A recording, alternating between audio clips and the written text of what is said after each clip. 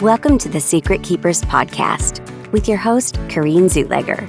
Join us as we uncover the hidden thoughts, stories, and moments that help bring light to the healing power of truth and examine how silence can affect us mentally, physically, and spiritually. We'll also share profound stories, interviews, and transformative narratives to help release ourselves from the hidden and step into healing towards inner peace, joy, and fulfillment. Now, here's your healing strategist and host, Kareen.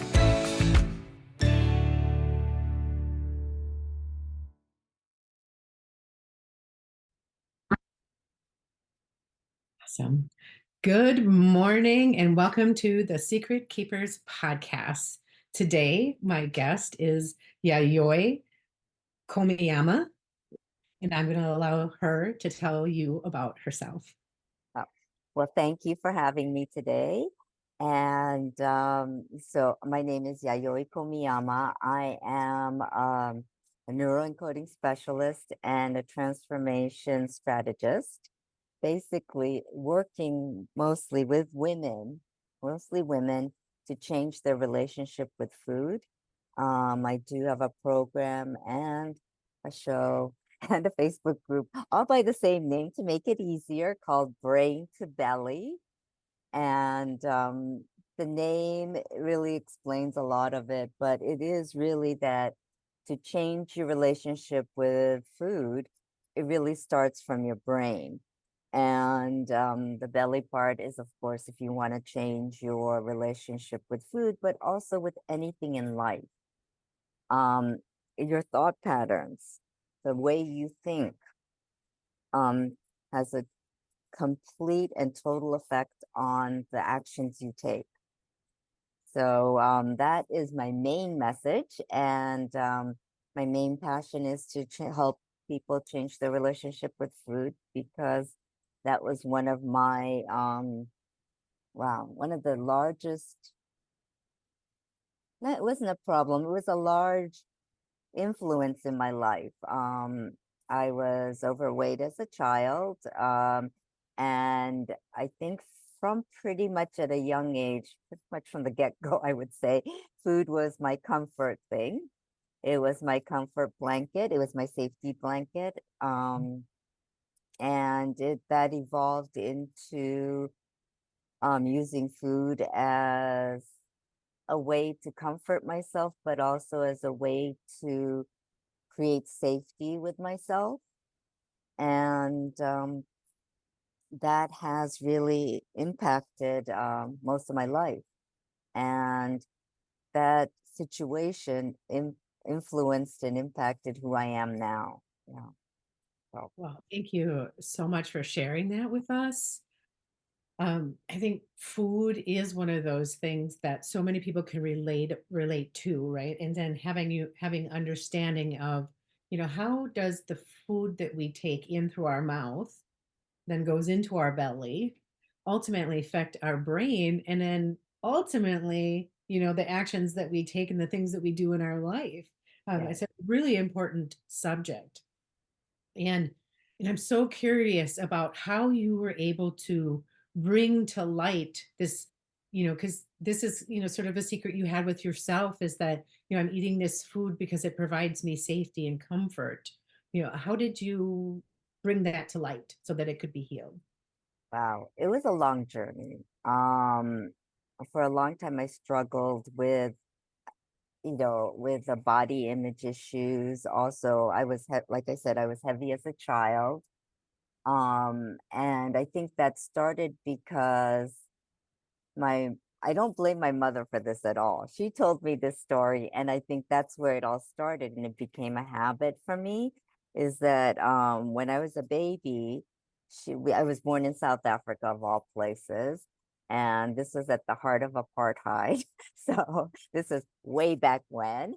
But it was my father was in the country to open up a bank branch in South Africa in Johannesburg. And at the time, there weren't very many Japanese people in the country. And so my mother and father worked hard to assimilate as well as entertain when people from Japan came. So like people from the government came, other colleagues from banks, financial institutions, they would come. So my mother would have to entertain them. And at the time there were exporting wasn't that prevalent as it is now. So she had to get creative in reproducing Japanese like foods. And she would have people that were coming in from Europe, but that were living in Europe for a long time, that were away from Japan and things like that. So she would try to um, create food that made them think of home and Japan and all this. So anyway, so she was doing all of that, and it was very busy. And after I was born, so she had to take care of all those things. So sometimes as a baby, of course, I would cry. Like, I want my mommy. I'm going to cry. So Yeah. I was crying. And of course, she and the nanny and the housekeepers and whatever, they all said, oh, let's just feed her so that she'll keep quiet. Okay. Okay. So that's where it started, with the food and comfort, because of course I related food with my mother Sure. and with comfort and nurturing. So that was ingrained in me from pretty early on. And anytime I struggled with anything, as a kid, of course, when I was like 2.5, 3 years old, we went from Japan to the US. We moved to the US. And of course, that's another culture shock, new Yeah. thing, all this.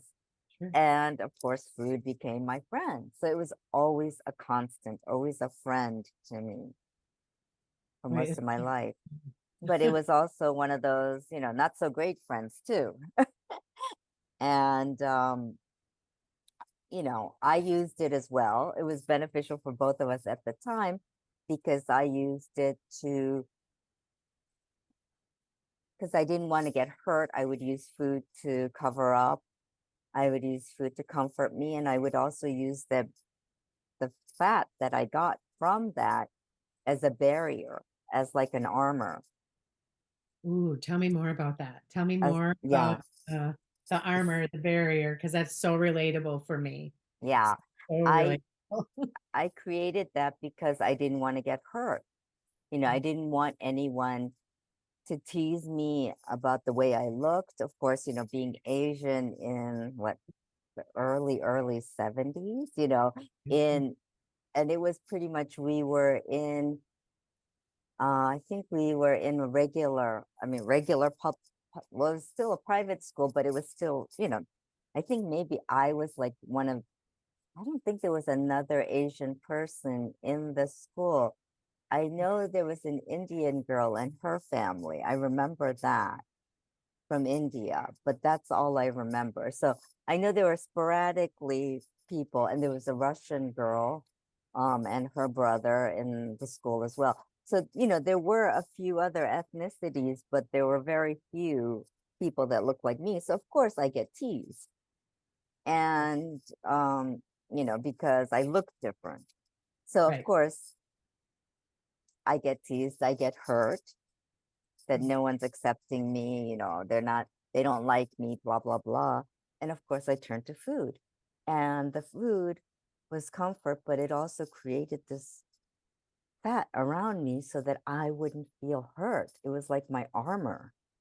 And, that was something that I used to do a lot, and creating this armor. And I'm like, if I stay big, they're not going to get to me. They're not going to get to my heart. They're not going to attack me there. So that was what I used to do.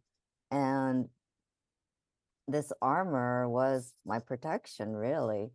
And that went on for a long time. That even went on probably until, it was on and off even until high school. Yeah, you know, of course, when I went back to Japan, I went to an all-girls high school, all-girls school, and that wasn't really a good thing either, because, girls can be very cliquey and very mean. Sure. So I had a lot of instances where I felt like I wasn't being accepted. So of course, went to food again and created more of that armor so that I wouldn't get hurt. Although that was causing the hurt as well, Right. and it was like a double-edged Oh, sword, really. yeah. Yeah, A yeah, vicious circle being created there.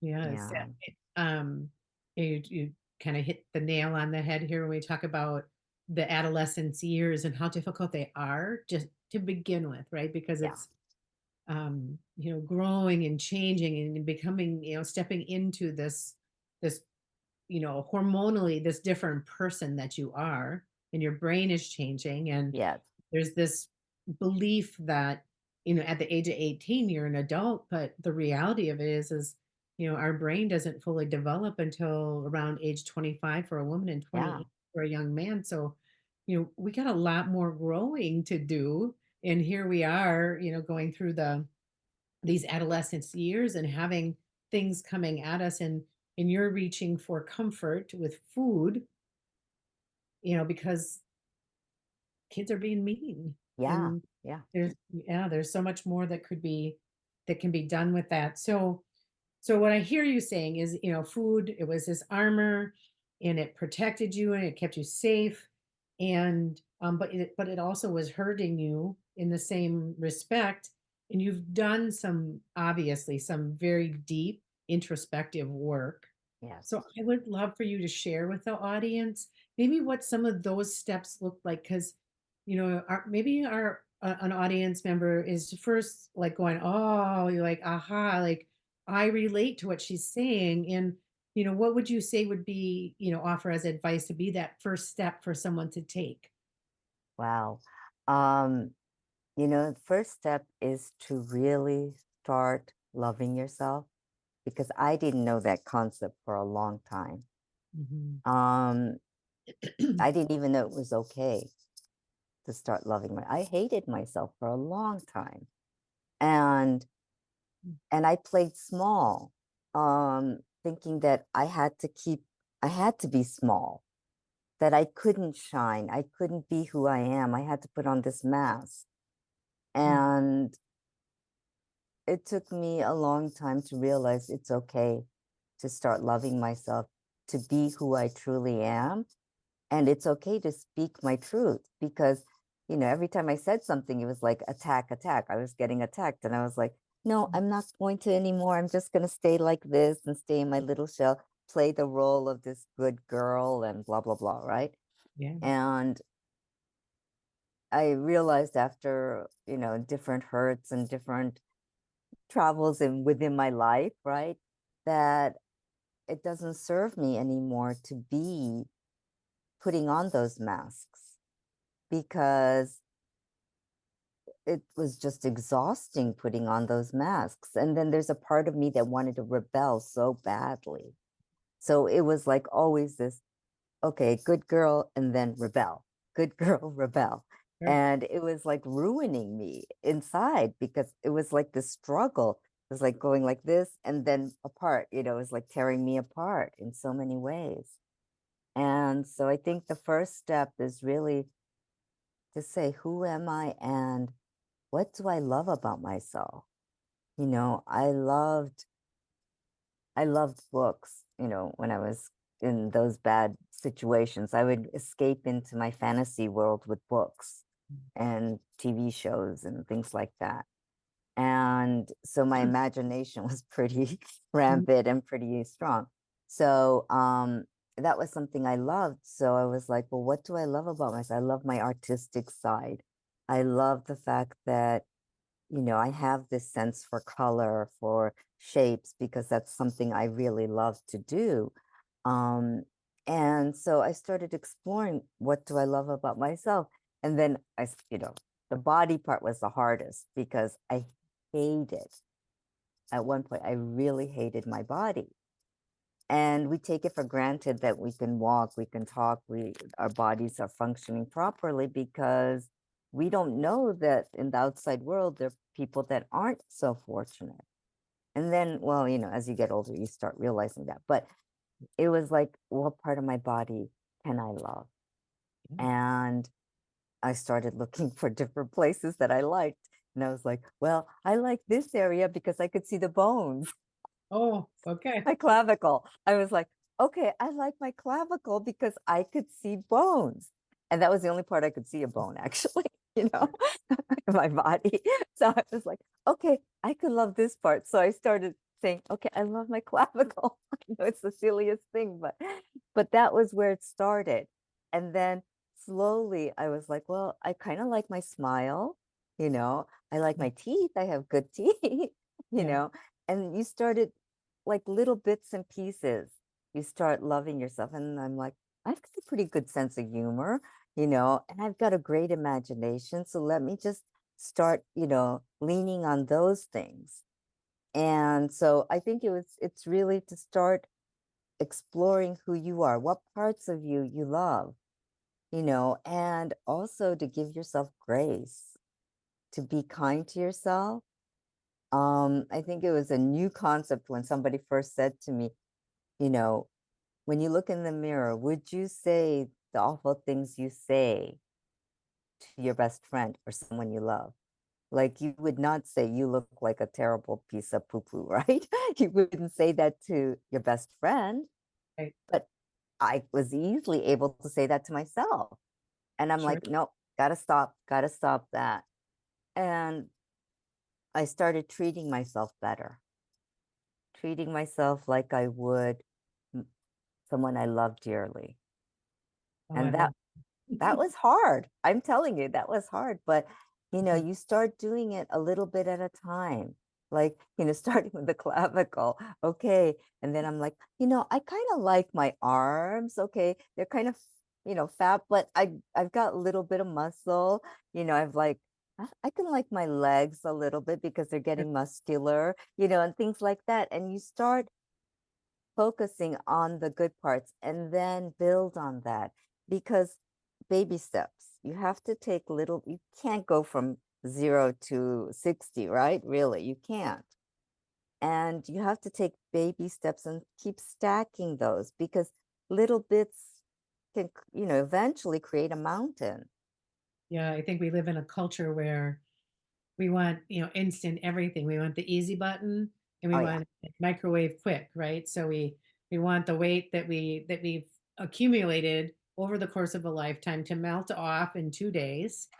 And we want all of the belief things that we've collected along the way Yep. to change and shift as well. Yeah. And the reality of it is it does take repetition. Yes. Okay, Yes. and that Repetition. repetition then takes time, Yeah. and then we get to celebrate ourselves too, right? That I took that one step forward to begin my healing process.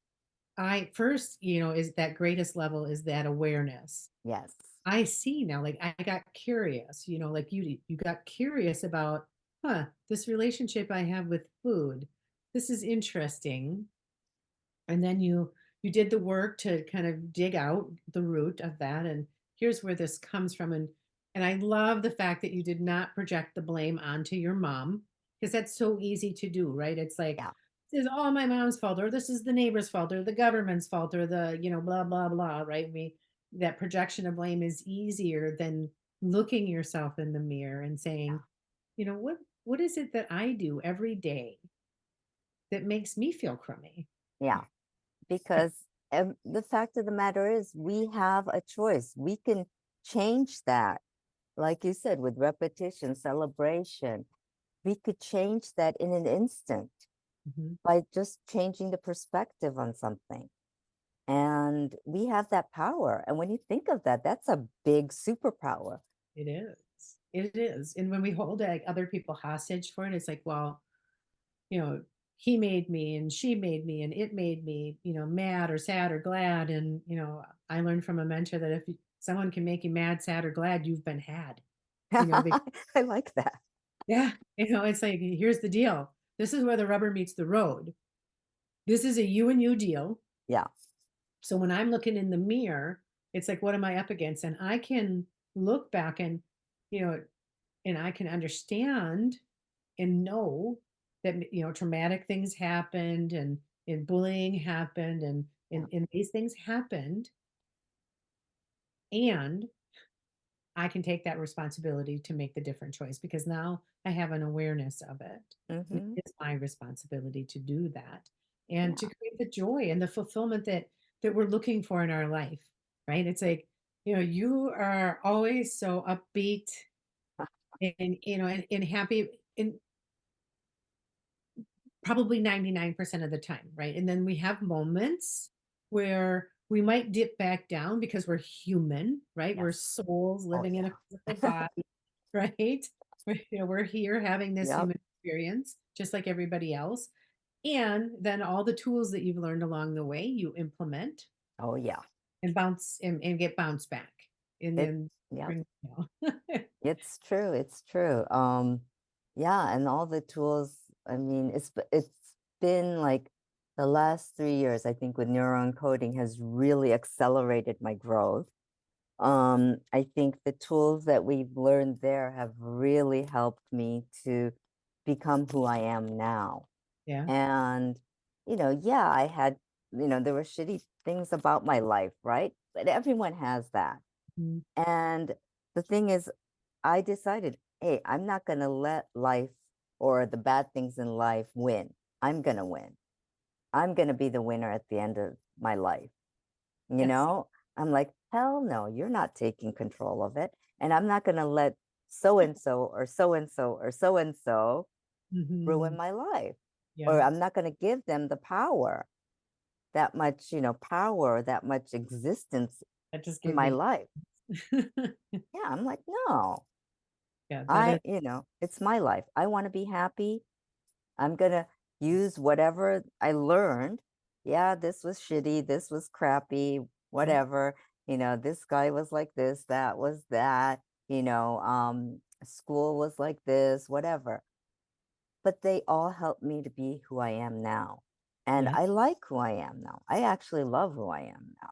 Yes, I love that. And the gifts, right? The gifts in can you, and I know sometimes people get kind of think the word gift is crunchy, um, but it really is a gift, that blessing in disguise when Yes, we can take apart the things that have happened along the course of our life and see, you know what, this was here as a learning. This was yeah, here to teach me something. This was here to help my soul evolve along the way so that I can look at other people and it teaches us resilience, right? yes, And compassion and empathy because now yes, I look at other people and think, oh, like if that checkout person is being very unkind, I question, you know, what is it they need? What's going on in their life, right? So we can see that bigger picture yeah, and you take all of those things that you've learned and then here you are today, celebrating the fact that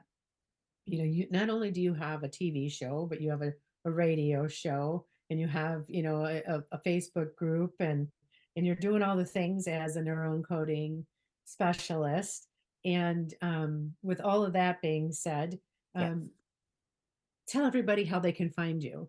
Oh, yes. They can find me at brain2bellycoaching.com, or they can find me at my Facebook group, Brain to Belly. Everything is Brain to Belly. I just made it simple so that everyone can find me Brain to Belly, because my main thing is, like I said, I want to change people's relationship with food because I did go through an eating disorder myself, got through that. And I see so many, especially women, struggling with the relationship with food. And it doesn't need to be a struggle. There can be a way, a good place where you can find that peace. Each person's different, and one size doesn't fit all. But I want to be able to help them find that peace because I'm finally there. Yes, sometimes I do slip up, but you know what? I'm human, and who gives a crap in the grand scheme of things? Right. Because in the grand scheme of things, okay, I had a chocolate bar. I scarfed down a chocolate bar. So what? Yeah, in 10 years, is that going to make a difference? If I do it every single day? Yes, but if it's just once in a blue moon or once in a few weeks, it's nothing. Right. It was just, So am I having this chocolate bar because I really want a treat, or is this some way, you get curious right, about it, right? It's like, oh, why am I eating this chocolate? yeah, Why do I really want this? Right. yeah. The Is brain it belly is it relation. the hunger? Yeah. Is it real hunger or Hmm. is it emotional hunger that we're trying to satisfy? Yeah. Yeah, so Absolutely. those questions, yeah. So, yep, brain to belly. Just remember me as the brain to belly lady. You can find me on Facebook. I have a group, and I'm always welcoming new people to the group. I'm also on the neuroencoding directory as Yayoi Komiyama. And yeah, if you Google me, you'll find me too. I think. Uh, and another thing that you can find me is as Y and KO Coaching. That is another one. That's my old address, email address, and my name of the company. So it's really Yako. Yako is my nickname, YAKO. So I took Y ampersand as the A and KO, and then coaching. So I love it. so I yes, love so to it. remember me. Yeah, perfect. I love the brain to belly. And I really appreciate you coming and sharing with Thank our you. audience, because the whole purpose of the Secret Keepers is, what we bring to light can be healed, right? And Definitely. and we pass these things on, or we inherit things as well. And the goal being, we're going to bring it to light, we're going to heal it, and then it's a done deal. Yeah. So And yeah, it's thank you really, for being here. yeah, thank you. Thank you for having me. It's been an honor to be here and to be able to have this opportunity to share my story. So thank you. You're welcome. So follow Yayoi and look for her brain to belly stuff. Please Thank you. do. Thank you.